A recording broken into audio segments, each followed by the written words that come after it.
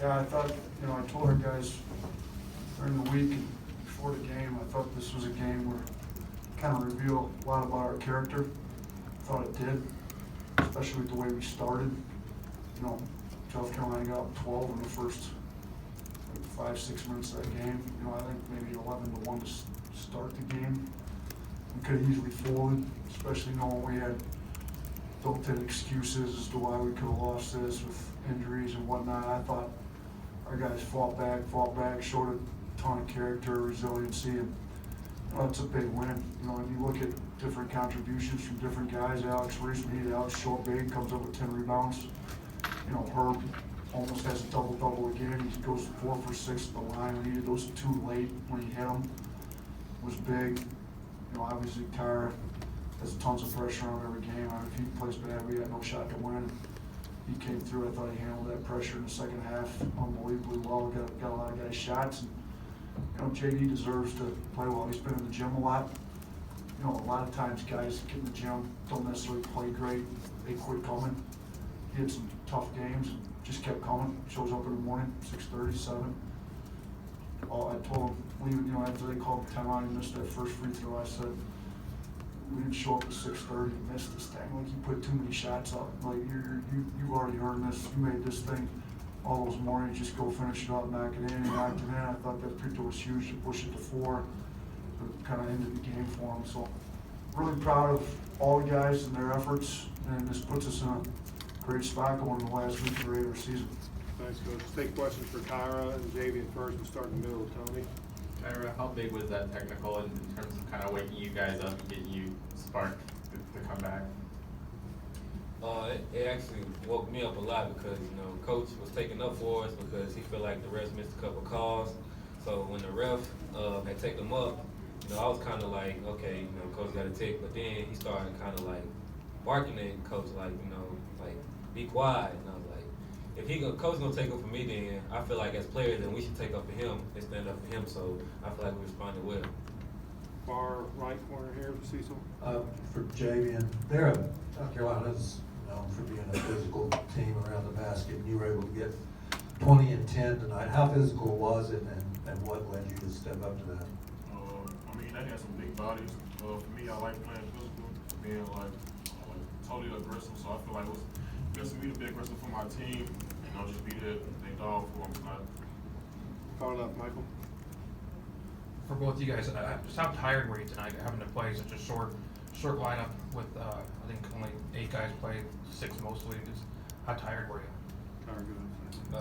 For me, I feel like the guys, the way we practice, we built for games like this. If somebody go down, tempo we play with, practice all the time is up and down. So, I feel like as the game went on, as they was wearing down, we got our second win, we got key stops, hit key free throws, hit key shots. So I feel like the condition was well tonight. And this is for Javian. You made one against Ole Miss late, and then big one to start the half. Talk about adding the 3-pointer to your arsenal and trying to kind of expand your game and how much time, like the coach said, you put in the gym. That's a shot I worked on since Coach got here. Just shoot it with confidence. When I do shoot it, I feel like tonight was a pretty good time to shoot the ball, and it felt good coming in my hands, and I made 1 out of 3, so I feel like it was a good night to make 1 shoot it. We got 2 more questions left for student athletes. Start here with James in the front. Javian, from talking about avoiding Halloween candy before the season to scoring 20 and 10 in a must-win game, talk about your journey throughout the season and how you got to this point. Just a lot of bumps in the road, just staying to a course. Coaches believing in me from the mental aspect, the physical aspect, so I feel like it's been a good journey for me, and I'm still on that journey trying to improve, so I feel like it's been good for me. Last question for the players right here. Tyler. For Javian, I was just wondering if there was a play in particular that you made tonight that really stood out to you. I think the play was the 3 I took and got on board and got the Reese. I feel like that was a play of mine for me and my team. All right, thanks guys. You guys are good. Let's go ahead and take questions for Coach. Start with the back right with Cecil.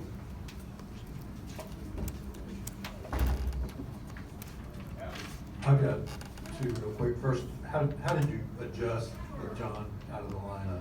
We had to go a little bigger, so we've been practicing with that kind of package. essentially, we played the whole game with at least 2 centers in, because the way Herb's playing right now, he's a center. I mean, he's not able to shoot, dribble. I mean, if you can't shoot or dribble, I don't know what other position you play in basketball, you're a center. So you got Herb out there, and then either G or JD. It's pretty much out there the whole time. You know, Reese can play the 4 on offense, but he's, you know, he also plays the 5 for us a lot before Herb got hurt. So, you know, we went through a whole package of how we're going to try to space. Part of it, the way we played, we just had to space G or JD like they were 4-man.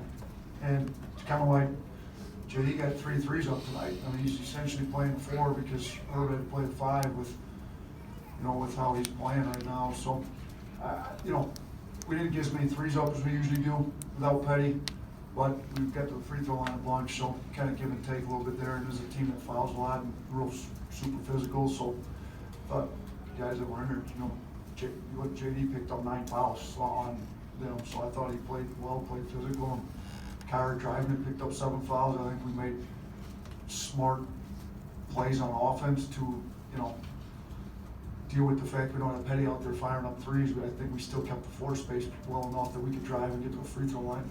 And second, since I'm the designated technical foul question asker, what'd you say? I mean, I don't know, look, I didn't agree with the black charge earlier, and I didn't let it go when I was talking to Pat about an official across the floor, and he heard me. So I shouldn't have done it. I apologized to him in the middle of the game, but I was a little perturbed. I thought that the black charge call could have maybe gone another way. So I thought, you know, I like our guys taking charge. I thought Beano stepped up, took a good one, but you know, we'll look at it on the video. Maybe they had it right. Back left, Alex. I'm gonna follow up with that because it was a big shift, you know. You said earlier in the year, you usually get 1 a year. I think this is number 6 for you on the season.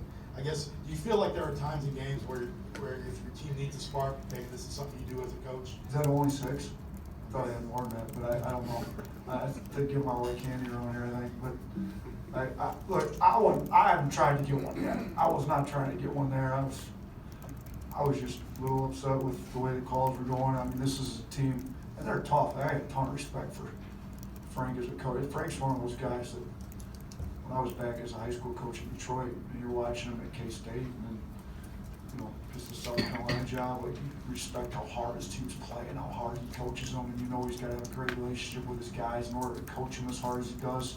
So I love watching Frank's teams play. So I knew they were going to be hard playing, physical group. I just, you know, the fouls maybe aren't supposed to be even when you're playing their team. They tend to foul a lot, and he knows it and kind of goes with it. So just trying to give us a couple calls, and I went overboard on it. Far left, Michael. I know you said at Mississippi State that the team kind of maybe ran out of gas at the end. What did you see tonight, and how close were you monitoring that, and just how much gas they had? You know what, I finally just came to the conclusion that Herb's so valuable, and he's figuring out how to play on offense with being as limited as he is. I'm not trying to play him offense, defense, I'm just gonna play him. He played 40 minutes. I think playing Herb 40 allows me to play, you know, get some other guys a little bit of rest. I mean, Herb's definitely durable enough to play 40 every night, as long as he's not in foul trouble. I told him he had to stay out of foul trouble. So I thought, you know, I mean, if you look at our minutes, outside of Kyra and Herb, nobody's over 30, you know, so I thought we did a better job distributing some minutes maybe. And those Kyra's used to playing 40, so for Kyra to play 37 isn't a big deal. Close to 38, that's no problem for him. And I think Herb's durable, and everybody else we kept down under. Thought Beetle had been really, really good in the first half for us here recently. I thought maybe he got tired in the second half. Him picking up 2 early fouls maybe enabled him to be more fresh late in the game. I thought those free throws, I mean, he's 4-4 in the line. Those free throws he hit late were huge. We needed him, you know, and he's obviously a really good defender that can pressure the ball and cause some issues with that. So having him fresh late, Shaq stepped up, went 2 for 2 at the line late, you know, maybe getting those guys' minutes down a little bit helped a little bit. We got 3 more questions left. Let's start with Tony in the middle. Sorry, one more tech. You're 6-0 when you get a So tag. you did the research. It's only 6. Yeah, but you're undefeated.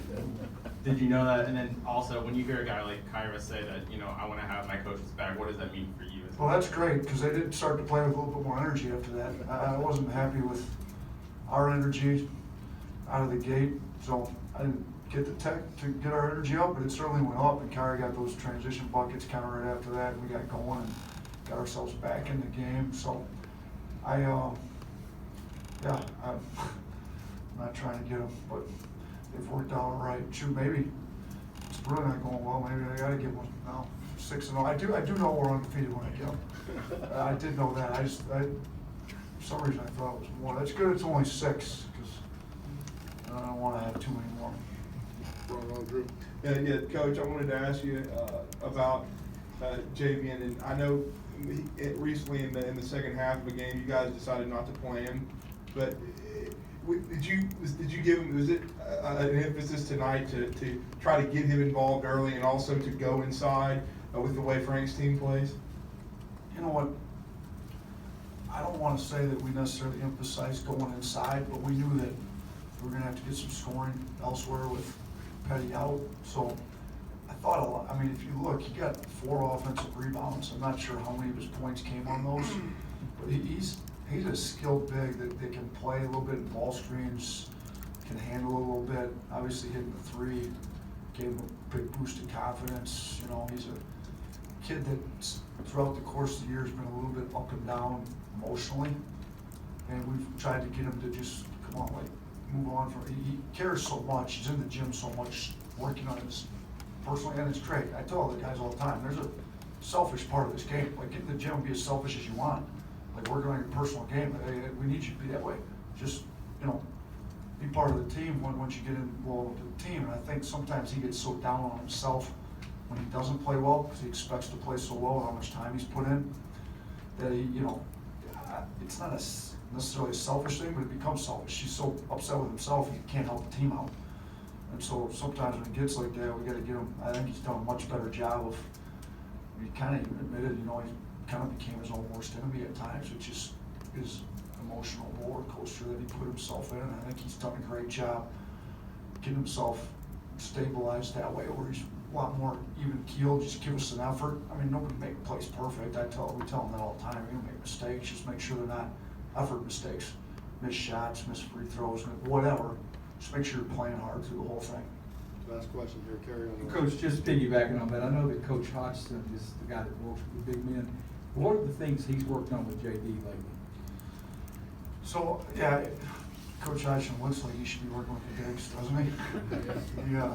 I mean, what we've been working on lately with them is more like pick and roll stuff. You know, we have teams play us a different way where we think we can get them on a roll and they can make decisions kind of in the middle of the lane.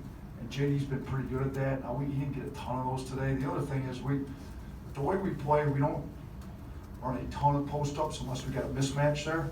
But we do play off the drive. So, like, you know, we call them relocations as the big relocates to open areas on the floor. Just stress getting to the right spots. And then the other one is just the rebound. He's been all over. We started at one of our GAs, go back and chart rebounding percentages, offense, defense, like every single time, giving up. Like, we've been all over them. Well, rebounding here lately just because, I mean, we want to be known as a tough, hard-nosed team. Tough, hard-nosed teams don't get out-rebounded like we have been getting out-rebounded here recently. So I think the biggest thing that made the biggest difference with him tonight was just the rebounding aspect. I mean, he ends up, when you're playing hard and aggressive, the offense usually fouls. So he gets 4 offensive rebounds and 10 rebounds total. He's bound to have a good offensive game, in my opinion. Kind of like, you know, even with Petty early in the year, just keep playing hard. He struggled to shoot it the first 3 games of the year. Just play hard. If you play hard and give us an effort, and your blue collar points are up, eventually your shots are going to drop, your offense will foul, and that's what happened. And I think JD's buying into that, and Brian's been really all over our page about rebounding the ball. And if you look, I mean, Reese had 10, Javian had 10.